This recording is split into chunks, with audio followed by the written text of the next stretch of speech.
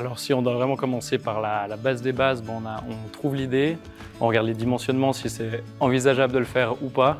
Et ensuite, on se réfère aux professionnels pour nous dire si c'est faisable, si c'est trop coûteux ou pas. Vraiment, on se base sur rien et on finit avec un bâtiment comme celui-ci.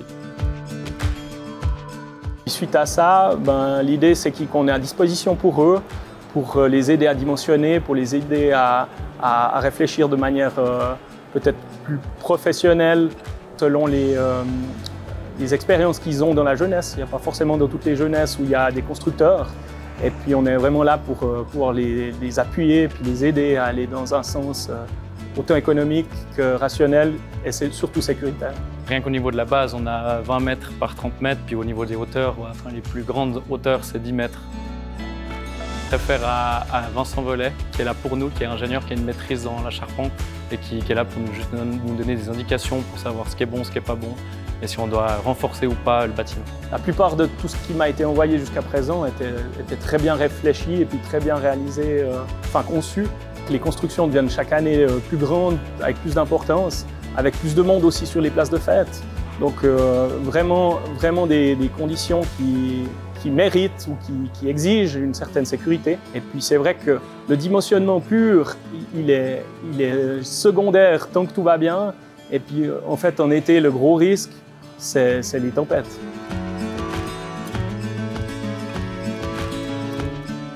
Sachant qu'on a une énorme surface avec le toit, on avait un peu plus renforcé les contreventements pour éviter que le bâtiment bouge. Ça se fait beaucoup avec du bois rond, donc c'est pas de la charpente traditionnelle, mais on leur donne des minima en fait, à respecter. Et après, ils font beaucoup avec le matériel qu'ils ont, qu'on leur offre, qu'ils peuvent aller chercher en forêt.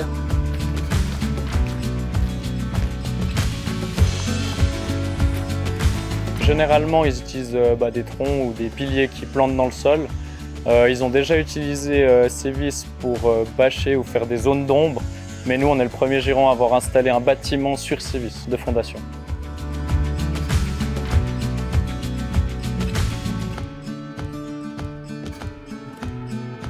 En tant que jeunesse, on est mis jeune dans un comité, donc on apprend déjà comment se passe un comité. Après, on doit prendre des responsabilités. Il y a des gens qui ont des fois 16 ans qui sont déjà au comité de la jeunesse. Et puis, rien que ça, c'est déjà des expériences de vie. Quand on est jeune, on est un peu fougueux, puis on ne se rend peut-être pas compte les responsabilités qu'on a, mais on fonce.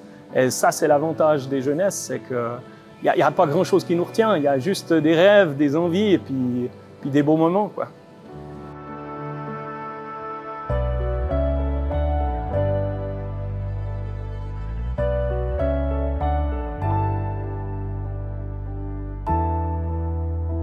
Toutes les entreprises, on les remercie infiniment pour ce qu'ils nous ont apporté.